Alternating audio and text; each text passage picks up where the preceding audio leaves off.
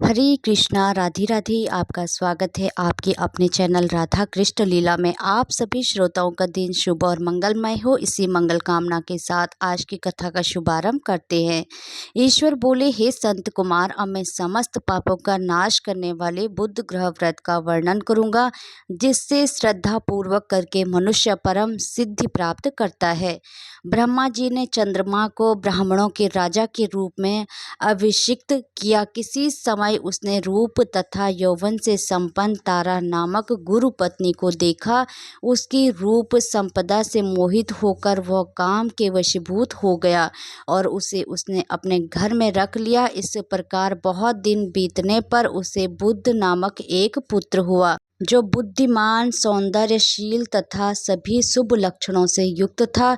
गुरु बृहस्पति को ज्ञात हुआ कि तारा चंद्रमा के घर में स्थित है। तब उन्होंने चंद्रमा से कहा कि मेरी पत्नी को वापस कर दो। अनेक तरह से समझाने पर भी जब चंद्रमा ने तारा को वापस नहीं दिया, तब बृहस्पति ने देवताओं की सभा में जाकर देवराज इंद्र को यह वृत्तांत बतलाया और कहा, हे शुक्र, आप देवताओं के राजा हैं, अंत अपनी आज्ञा से आप उसे दिलाए, अन्यथा उस चंद्रमा के द्वारा किया गया पाप आपको ही निस्संदेह लगेगा, क्योंकि शास्त्र निर्णय के अनुसार प्रजा के द्वारा किए गए पाप को राजा भोगता है। पुराण में भी ऐसा कहा गया है कि दुर्बल का बल राजा होता है। गुरु का यह वचन सुनकर चंद्रमा ने कहा, मैं आपकी आज्ञा से तारा को तो दे दूंगा, किंतु इस पुत्र को नहीं दूंगा। शास्त्र के अनुसार विचार करके देवताओं ने उस बुद्ध को चंद्रमा को दे दिया। उसके बाद गुरु को उदास देखकर देवताओं ने उन दोनों को वर प्रदान किया, हे चंद्र, अब तुम घर जाओ, यह तुम्हारा भी पुत्र है और बृहस्पति का भी है। यह तुम्हारा पुत्र ग्रह में प्रतिष्ठित होगा। हे सुराचार्य, आप यह दूसरा भी शुभ वर ग्रहण कीजिए कि जो बुद्धिमान व्यक्ति आप दोनों बुद्ध गुरु का व्रत मिलाकर करेगा, उसकी संपूर्ण सिद्धि होगी। यह सत्य है, इसमें संदेह नहीं।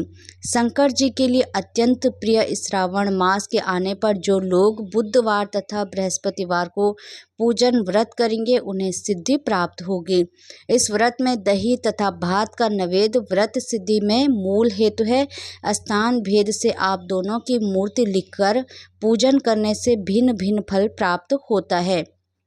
यदि कोई हिंडोले के ऊपरी स्थान पर आप दोनों की मूर्ति लिखकर पूजन करे, तो वह सर्वगुण संपन्न तथा दीर्घ आयु पुत्र प्राप्त करेगा। यदि मनुष्य कोषागार में मूर्ति को लिखकर पूजन करता है, तो उसे कोष बढ़ते हैं और कभी क्षय को प्राप्त नहीं होते हैं। इसी प्रकार पकालय में पूजन करने से पाक वृद्धि और देवालय में पूजन करने से उनकी कृपा प्राप्त होती है। शय्यागार में लिखकर पूजन करने से स्त्री का वियोग कभी नहीं होता है।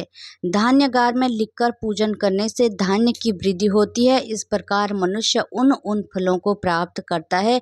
इस प्रकार 7 वर्ष तक करने के बाद उद्यापन करना चाहिए। उद्यापन से पहले दिन अधिवासन करके रात्रि में जागरण करना चाहिए। स्वर्ण की प्रतिमा बनाकर विधि पूर्वक 16 उपचारों से पूजन करने के पश्चात तिल, घृत, चारु और अपामार्ग तथा आश्रयुक्त समिधाओं से होम कराना चाहिए। अंत में पूर्ण आहुति देनी चाहिए। उसके बाद मामा व भांजे को प्रयत्न पूर्वक भोजन कराना चाहिए। इसके बाद ब्राह्मणों को तथा अन्य लोगों को भी भोजन कराना चाहिए। स्वयं भी भोजन करना चाहिए। इस विधि से 7 वर्ष तक करने पर मनुष्य सभी मनोरथों को प्राप्त कर लेता है। जो इसे विद्या की कामना से करता है, वह वेद शास्त्र और अर्थों को जानने वाला होता है। बुद्ध बुद्धि प्रदान करता है और बृहस्पति गुरुदाता प्रदान करता है। संत कुमार बोले, हे भगवान, आपने जो यह कहा है, इस अवसर का पर मामा तथा भांजे को भोजन कराना चाहिए। यदि बताने योग्य हो तो इसका कारण बताइए।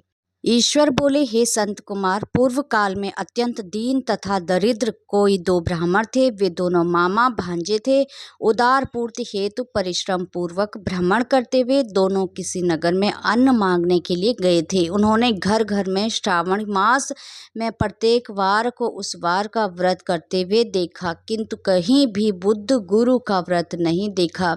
तब उन्होंने बहुत देर तक परस्पर विचार किया कि सभी वारों का व्रत तो सर्व व्रत दिखाई पड़ रहा है, किंतु बुद्ध गुरु का कहीं भी नहीं, क्योंकि यह व्रत अनुचिष्ट है।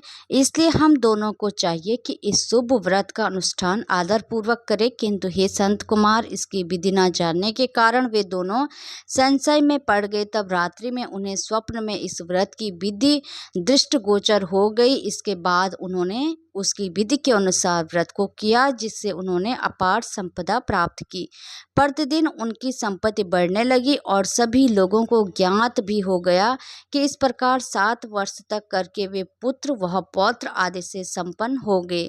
उसके बाद उनके ऊपर प्रसन्न होकर बुद्ध व गुरु प्रकट हुए और उन्होंने उन दोनों को यह वर दिया, आप दोनों ने हम दोनों के निमित्त इस व्रत को प्रवर्तित किया है। अंत आज से कोई भी इस शुभ व्रत को करे, उसे व्रत की समाप्ति पर मामा तथा भांजे को प्रयत्न पूर्वक भोजन कराना चाहिए। इस व्रत के प्रभाव से उसे सभी कामनाओं की परम सिद्धि हो जाती है और अंत में चंद्र सूर्य प्रयत्न उसका हमारे लोक में वास होता है। हरे कृष्णा, राधे राधे। भगवान श्री कृष्ण और राधा रानी की कृपा आप सभी भक्तों पर हमेशा बनी रहे। जय श्री राधे।